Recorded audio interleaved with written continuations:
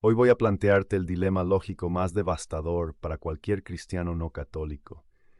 Es un argumento que no depende de sentimientos ni de interpretaciones oscuras, sino de la propia credibilidad de Jesucristo como Hijo de Dios. Si eres protestante, evangélico, mormón o testigo de Jehová, tu denominación existe basándose en una premisa fundamental e innegociable: la teoría de la gran apostasía. Te han enseñado que la iglesia que Jesús fundó se corrompió, se paganizó y cayó poco después de la muerte de los apóstoles, quizás con Constantino, sumiendo al mundo en oscuridad espiritual hasta que llegó Lutero, Calvino o tu fundador moderno para restaurar la verdad perdida. Pero ¿y si te dijera que esa idea convierte a Jesús en un mentiroso, en un profeta fallido o en un arquitecto incompetente? Hoy voy a llevarte a Mateo capítulo 16, versículo 18, donde Jesús empeña su palabra de honor divina. Edificaré mi iglesia y las puertas del Hades no prevalecerán contra ella. Si la Iglesia Católica, que es la única que viene históricamente desde el siglo I, cayó y desapareció en la idolatría durante 1200 años, entonces las puertas del Hades sí prevalecieron. El mal ganó por 15 siglos. Y si el mal ganó, Jesús mintió. Y si Jesús mintió, no es Dios. Y si no es Dios, tú y yo estamos perdiendo el tiempo. Te voy a demostrar que no puedes ser protestante y creer plenamente en la profecía de Cristo al mismo tiempo. Tienes una disonancia cognitiva. Tienes que elegir. O crees en la teoría de tu pastor sobre la apostasía total, o crees en la promesa de Jesús sobre la indefectibilidad. No quiero que creas nada solo porque lo digo yo.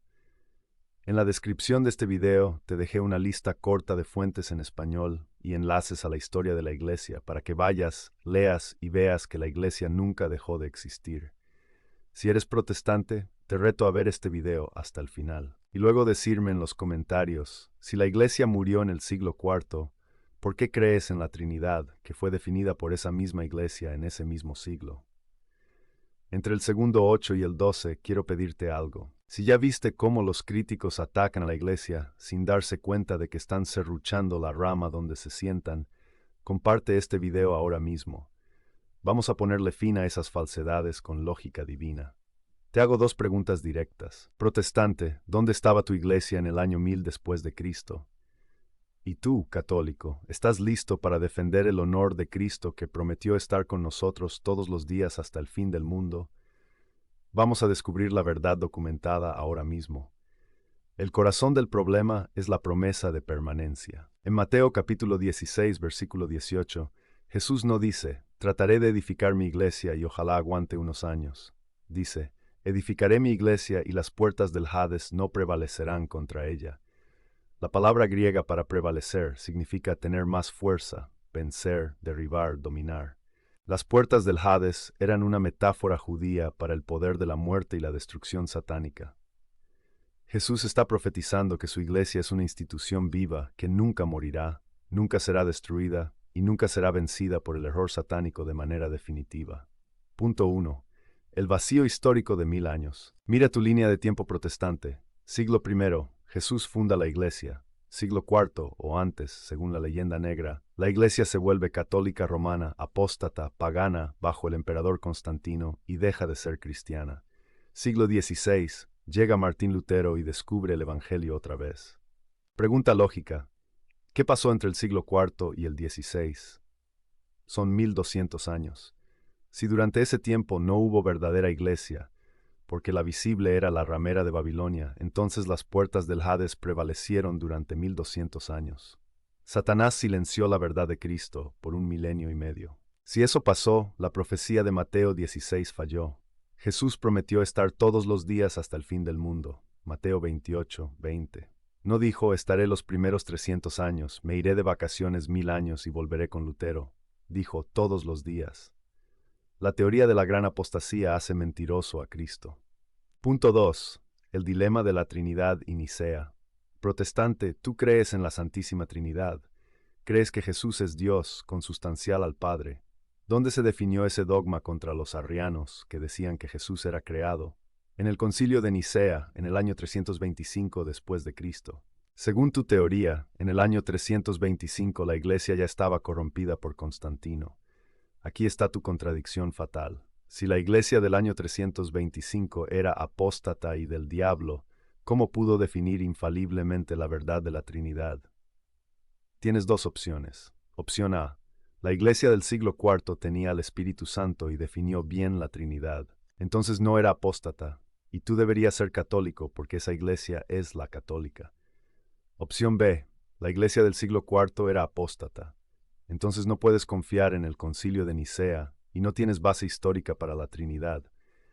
Deberías ser testigo de Jehová. No puedes quedarte con el dogma Trinidad y escupir a la madre que te lo dio la iglesia. Eso es esquizofrenia teológica. Punto 3. El canon bíblico. El árbol envenenado. Este es el jaque mate. Tú dices, yo creo solo en la Biblia, no en la iglesia. Pero, ¿de dónde sacaste la Biblia? ¿Cayó del cielo en paracaídas con cierre de cremallera? El canon del Nuevo Testamento, los 27 libros, fue definido dogmáticamente por la Iglesia Católica en los concilios de Roma, año 382, 393 y Cartago, 397. Según tu teoría protestante, en el año 397, la Iglesia ya era totalmente católica romana, llena de reliquias, obispos y misas, o sea, apóstata. Entonces tienes un problema insoluble. Si la iglesia era apóstata en el siglo IV, entonces no tenía el Espíritu Santo. Si no tenía el Espíritu Santo, no podía discernir infaliblemente qué libros eran inspirados y cuáles eran falsos. Por lo tanto, tu Biblia es una colección de libros elegida por una iglesia ramera y apóstata. ¿Cómo puedes confiar en que eligieron los libros correctos? ¿Y si metieron libros falsos? ¿Y si quitaron libros verdaderos? La lógica dicta que un árbol malo no puede dar fruto bueno. Mateo 7:18. Si la Iglesia Católica es el árbol malo, la Biblia, su fruto recopilado, debería ser mala. Pero tú dices que la Biblia es perfecta. Entonces el árbol que la definió, la Iglesia, debe ser bueno. Si la Iglesia Católica cayó, la autoridad de la Biblia cae con ella. Punto 4. La falacia de la Iglesia invisible. Muchos protestantes, acorralados por la historia, dicen, no, la organización visible se corrompió, pero la verdadera iglesia era un remanente invisible de creyentes fieles escondidos en cuevas que no eran católicos. Eso es absurdo y antibíblico. Primero, Jesús dijo en Mateo 5:14, una ciudad asentada sobre un monte no se puede esconder. La iglesia es la luz del mundo. Si fue invisible por 1000 años, no fue luz, fue oscuridad. Segundo, históricamente no existe rastro de esos cristianos invisibles. No hay escritos, no hay nombres, no hay pastores, no hay concilios de esa supuesta iglesia verdadera en el año 800 o 1000. Cuando los bautistas intentan trazar su historia, el mito del rastro de sangre, citan a grupos como los albigenses o los cátaros en la Edad Media. ¿Sabes quiénes eran los cátaros?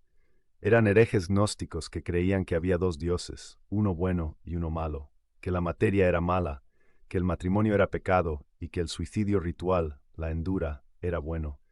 Y los bautistas los reclaman como sus abuelos solo porque odiaban al Papa. Es patético. Prefieren alinearse con herejes gnósticos que negaban a Cristo con tal de no admitir que la única iglesia cristiana era la católica. Punto 5. El fracaso del Espíritu Santo.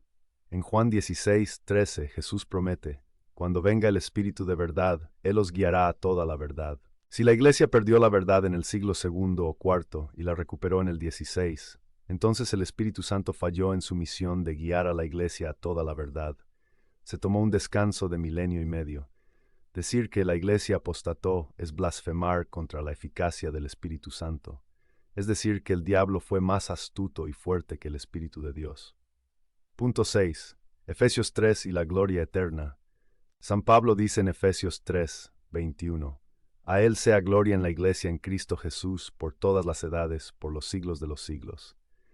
Pablo profetiza que Dios será glorificado en la Iglesia por todas las edades, en generaciones. Si la Iglesia apostató en el año 300 y volvió en el 1500, hubo 1200 años de generaciones donde Dios no fue glorificado en la Iglesia. La Biblia de nuevo mentiría.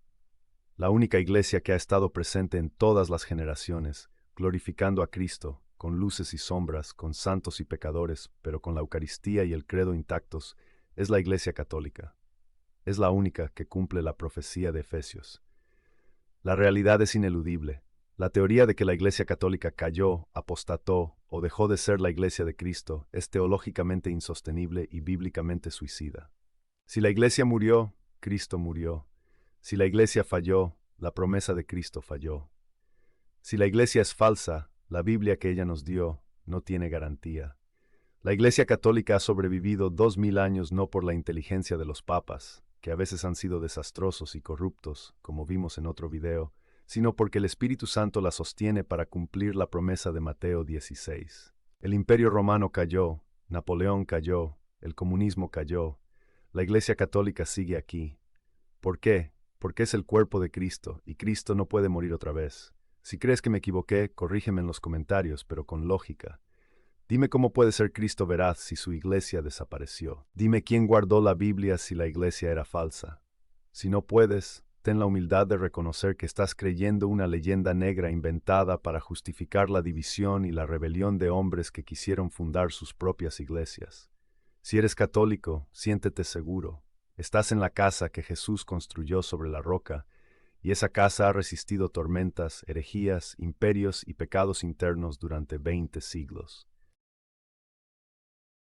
No te vayas a una casa prefabricada construida hace 100 años sobre la arena de la opinión de un pastor. Usa este video y las fuentes de la descripción. Y si ves comentarios protestantes hablando de apostasía, responde con caridad. Cristo no fracasó, su iglesia sigue viva y la historia lo demuestra. Antes de decir que miento, baja a la descripción, abre cada enlace católico y no católico, léelos en español y luego ven a los comentarios y dime con calma, ¿quién está engañando a quién? No cierres YouTube, salta ahora al video donde desmontamos el siguiente gran mito sobre ¿es el Papa el Anticristo?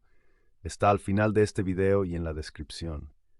Si no lo ves, seguirás interpretando Apocalipsis con los periódicos en lugar de con la teología.